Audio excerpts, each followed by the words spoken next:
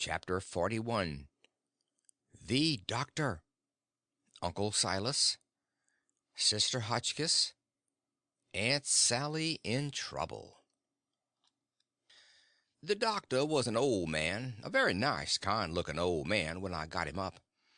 I told him me and my brother was over on Spanish Island hunting yesterday afternoon, and camped on a piece of a raft we found, and about midnight he must have kicked his gun in his dreams, for it went off and shot him in the leg, and we wanted him to go over there and fix it and not say nothing about it, nor let anybody know, because we wanted to come home this evening and surprise the folks.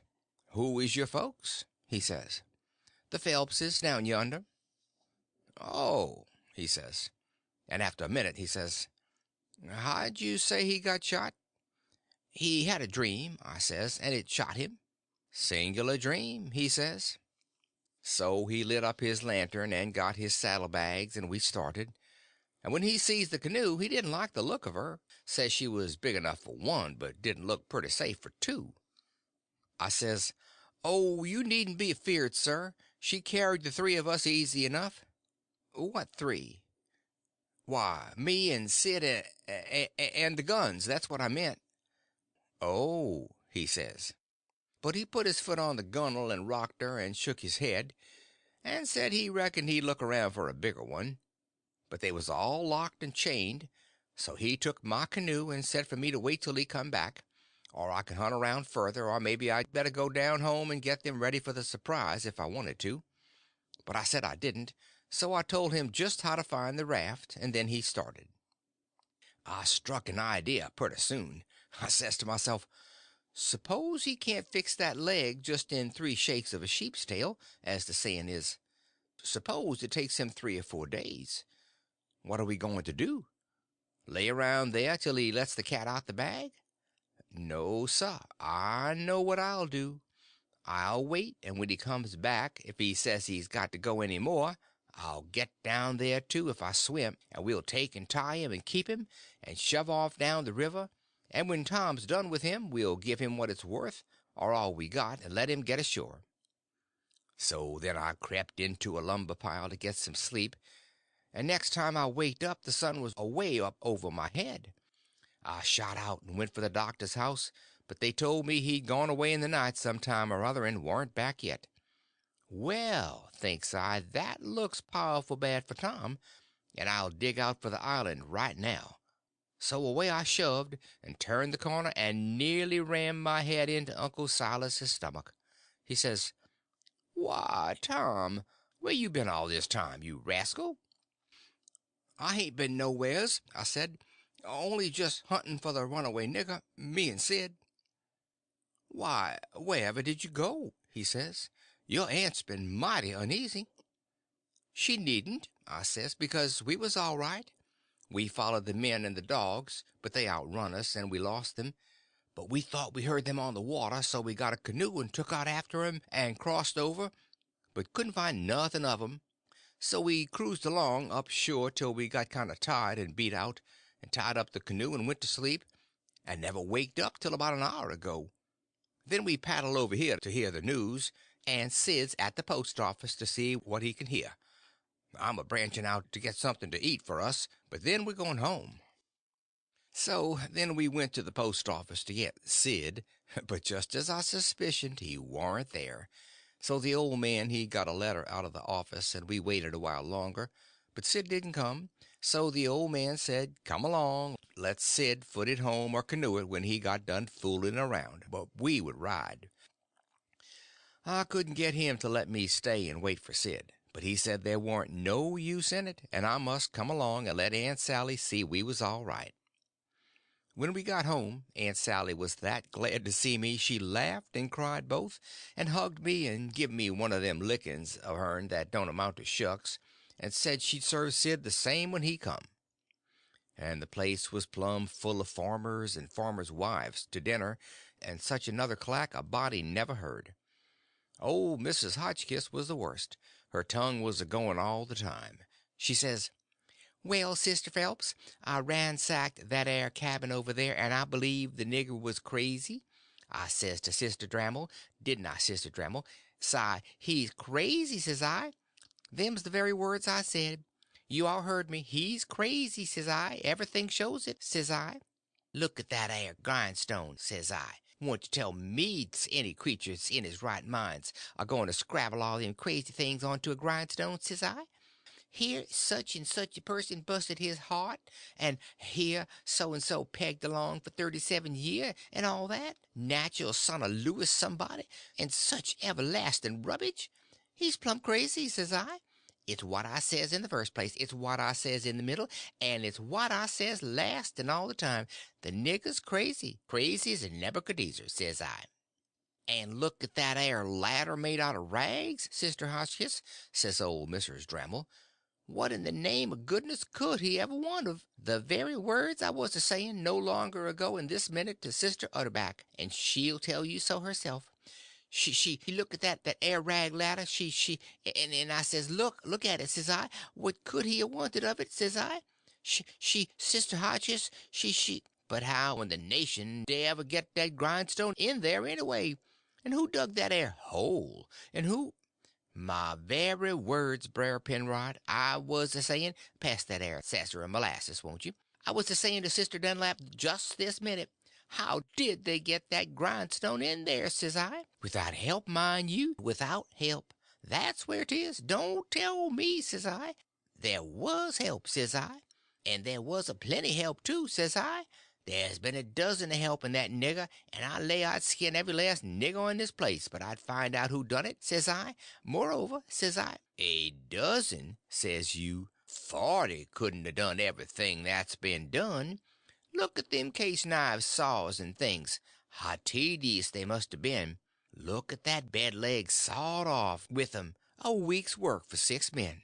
Look at that nigger ate out in the straw in the bed, and look at— You may well say it, Brer Hightower. I just was a-saying to Brer Phelps, his own self. Says he, what do you think of it, Sister Hotchkiss? Says he. Think of what, Brer Phelps? Says I. Think of that bed leg sawed off that away, says he. Think of it, says I. I lay it never sawed itself off, says I. Somebody sawed it off, says I. That's my opinion. Take it or leave it. It may be no count, says I, but such as 'tis, it's my opinion, says I. And if anybody can start a better one, says I, let him do it, says I, that's all. I says to Sister Dunlap, says I, why, dog my cats, they must have been a house full of niggers in there every night for 4 weeks to have done all that work, Sister Phelps. Look at that shirt, every last inch of it kivered over with the secret African writing done with blood.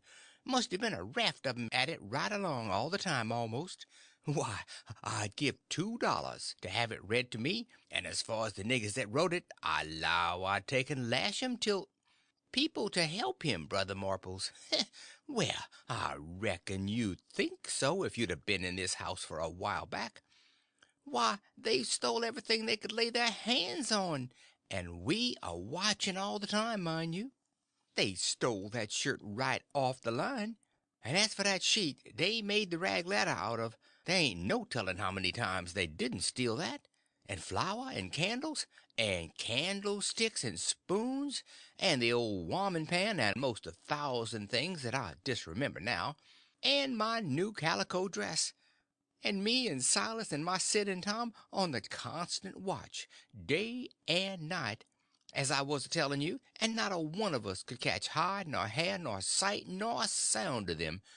And here at the last minute, lo and behold you, they slides right in under our noses and fools us.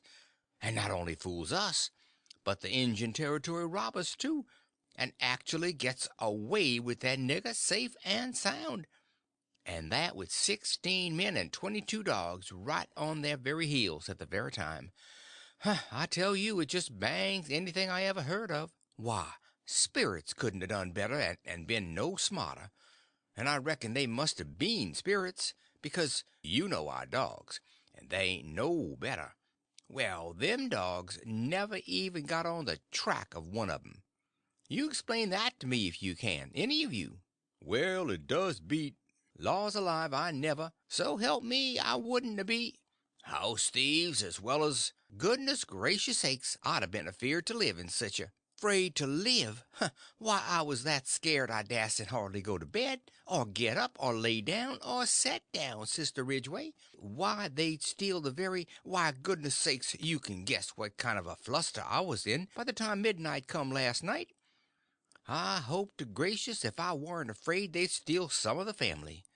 I was just to that pass I didn't have no reasoning faculties no more. It looks foolish enough now in the daytime, but I says to myself, there's my two poor boys asleep way upstairs in that lonesome room, and I declare to goodness I was that uneasy that I crept up there and locked 'em in. I did, and anybody would, because when you get scared that way and it keeps running on and getting worse and worse all the time, and your wits get to addling, and you get to doing all sorts of wild things, and by you think to yourself, supposing I was a boy and was away up there and the door ain't locked, and you— She stopped, looking kind of wondering, and then she turns her head around slow, and when her eye lit on me I got up and took a walk. Says I to myself, I can explain better how we come to not be in that room this morning if I go out to one side and study over it a little. So I done it. But I dasn't go fur, or she'd a sent for me.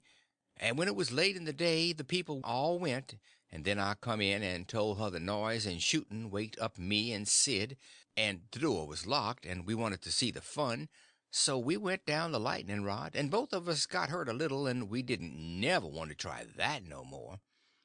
And then I went on and told her all what I told Uncle Silas before, and then she said she'd forgive us, maybe it was all right enough anyway, and about what a body might expect of boys, for all boys were a pretty harum-scarum lot as fur as she could see, and so as long as no harm hadn't come of it, she judged she better put in her time being grateful we was alive and well and she had us still, 'stead of fretting over what was past and done.